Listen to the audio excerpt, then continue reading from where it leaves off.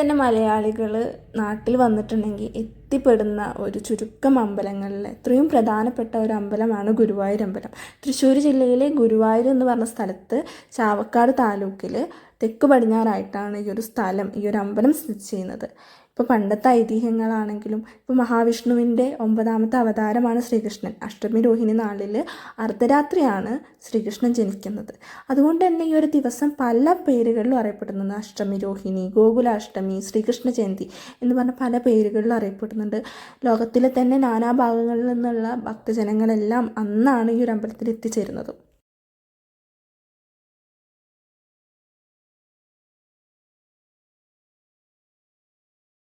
ഞങ്ങളൊരു 9 മണിയൊക്കെ ആകുമ്പോഴാട്ടോ അമ്പലത്തിലേക്ക് പോകുന്നത്. അപ്പോൾ നല്ല തിരക്കായിരുന്നു. നമുക്ക് കണ്ടാൽ തന്നെ അറിയാം, നടക്കാനുള്ള ഒരു സ്ഥലം പോലും ഇല്ല. നമുക്ക് ആളുകൾ തട്ടിമുട്ടിയിട്ടൊക്കെയാണ് നമ്മൾ നടന്നിരുന്നത്. അതുകൊണ്ട് തന്നെ അമ്പലത്തിൻ്റെ ഉള്ളിൽ പോയി തൊഴാനുള്ള ഒരു സാഹചര്യമൊന്നും ഉണ്ടായിരുന്നില്ല. നമ്മൾ പുറത്തുനിന്ന് തൊഴുത് ഭക്ഷണത്തിനുള്ള ക്യൂവിൽ നിൽക്കുക ചെയ്തത്.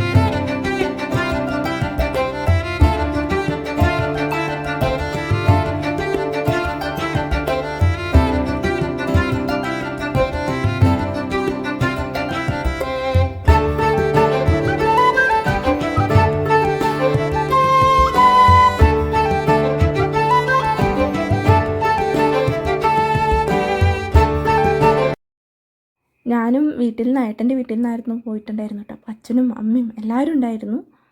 അതിന് നമ്മൾ ഉള്ളിൽ കയറാൻ പറ്റിയില്ല, അമ്പലത്തിൻ്റെ ഉള്ളിലേക്ക് കയറാൻ പറ്റിയിട്ടുണ്ടായിരുന്നില്ല. നല്ല തിരക്കായിരുന്നു. പിന്നെ നമ്മൾ ലേറ്റായിട്ടാണ് അമ്പലത്തിൽ എത്തിയിട്ടുള്ളത്. അപ്പോൾ നമ്മൾ പുറത്ത് നിന്ന് തൊഴുതു. പിന്നെ ഭക്ഷണം കഴിക്കാൻ വേണ്ടി ലൈനിൽ വന്നു കേട്ടോ. അച്ഛൻ ഗുരുവായൂർ അമ്പലത്തിലെ തന്നെ സ്റ്റാഫാണ്. ഗുരുവായൂർ ദേവസ്വത്തിലെ കാവീട് ഗോകുലം പശുക്കളുടെ സെക്ഷനുണ്ട്, അവിടെ ആണ് അച്ഛന് ജോലി കേട്ടോ.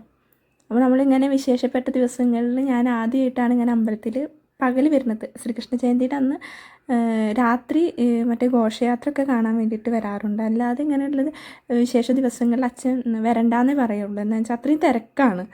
അപ്പോൾ ആ തിരക്കിൽ വരണ്ട എന്നേ അച്ഛൻ പറയാറുള്ളൂ.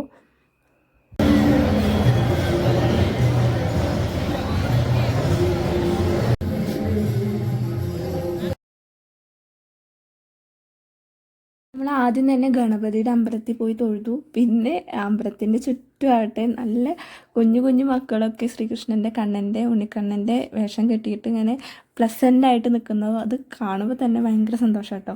അവർ ഇത്രയും ദിവസം ചിലപ്പോൾ വ്രതമൊക്കെ എടുത്തിട്ടാണ് ഇങ്ങനെ വേഷം കെട്ടുന്നത്. പിന്നെ നമ്മൾ ഭക്ഷണം കഴിക്കാൻ ലൈനിൽ നിന്നു. ഞാനും അച്ഛനും കൂടിയിട്ട് പോട്ടുള്ളൂ കേട്ടോ. പിന്നെ ഭക്ഷണം വന്നു. 4 തരം കറികളുണ്ടായിരുന്നു. കാളൻ, അവിയൽ, വറുത്തരിശ്ശേരി, പുളിഞ്ചി, അച്ചാർ, പപ്പടം, അങ്ങനെ പലതരം കറികളും.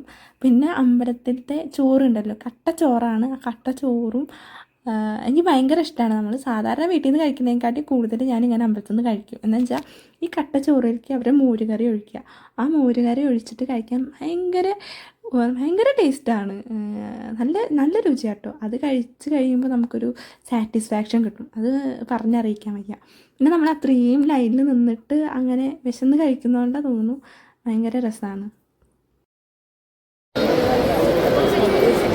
അന്നത്തെ ദിവസം തന്നെ പല നൃത്ത സ്കൂളുകളിൽ നിന്നുള്ള കുട്ടികളുടെ ഡാൻസും കാര്യങ്ങളൊക്കെ അന്നുണ്ടാവും.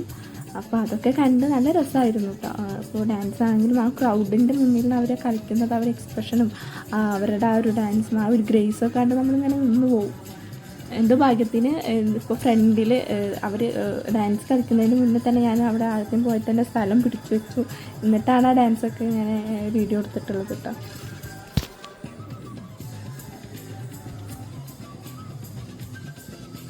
ശരിക്കും അമ്പലത്തിൽ വന്നിട്ടുണ്ടെങ്കിൽ നമ്മൾക്ക് ആ ഒരു സമയം പോണത് അറിയില്ല കേട്ടോ. ഞങ്ങളൊരു 10 മണിക്ക് വന്നിട്ട് ഒരു 4 മണി വരെയും നമ്മൾ ആ അമ്പലത്തിൽ സ്പെൻഡ് ചെയ്തു. പല ദേശങ്ങളിൽ നിന്നുള്ള പല ഡാൻസ് സ്കൂളിൽ നിന്നുള്ള ഡാൻസുകളും എല്ലാതും ഉണ്ടാകും. പലതരത്തിലുള്ള വരവുകളും ഉണ്ടായിരിക്കും, പല കലാരൂപങ്ങളും അന്ന് അമ്പലത്തിലുണ്ടായിരിക്കും. അപ്പോൾ അതൊക്കെ കാണാൻ തന്നെ ഭയങ്കര രസമാണ്. ഞാൻ ഈ ഒരു വീഡിയോ ഇടണം എന്ന് വിചാരിച്ചതല്ല, പക്ഷേ ഈ ഒരു ഗുരുവായൂർ അമ്പലത്തിൽ ഈ ഒരു ദിവസം വരാൻ പറ്റാത്ത ആളുകളിലേക്കാണ് ഈ ഒരു വീഡിയോ എത്തിക്കുന്നത്. അപ്പോൾ നിങ്ങളുടെ ഈ ഒരു സപ്പോർട്ട് എനിക്ക് എപ്പോഴും വേണം. പിന്നെ വീഡിയോ ഇഷ്ടപ്പെട്ടിട്ടുണ്ടെങ്കിൽ വീഡിയോ ലൈക്ക് ചെയ്യണം, ഷെയർ ചെയ്യണം. ഈ ഒരു സപ്പോർട്ട് എപ്പോഴും ഉണ്ടായിരിക്കണം. ഞാൻ കുറച്ച് കാലത്തിന് ശേഷമാണ് ഇപ്പോൾ വീഡിയോ ചാനലിൽ ഇടുന്നത്. പിന്നെ നമ്മൾ ഒരു 4 മണിക്കാകുമ്പോൾ അവിടെ നിന്ന് ഇറങ്ങി. അപ്പോൾ പഴയിടത്തിൻ്റെ തന്നെ ഒരു പുതിയ ഔട്ട്ലെറ്റ് തെക്കേ നടയിൽ ഗുരുവായൂർ ദേവസ്വം ഓഫീസിൻ്റെ അവിടെ തുടങ്ങിയിട്ടുണ്ട്. അപ്പോൾ അവിടെ നിന്ന് നല്ലൊരു ചായയും പലഹാരമൊക്കെ കഴിച്ച് നമ്മൾ അവിടെ നിന്ന് ഇറങ്ങി. അപ്പോൾ എൻ്റെ വീഡിയോ ഇഷ്ടപ്പെട്ടിട്ടുണ്ടെങ്കിൽ നിങ്ങളുടെ ഈ ഒരു സപ്പോർട്ട് എപ്പോഴും ഉണ്ടായിരിക്കണം. അപ്പോൾ എല്ലാവരും ഉഷാറായിട്ടിരിക്കണം. Tata bye bye, see U.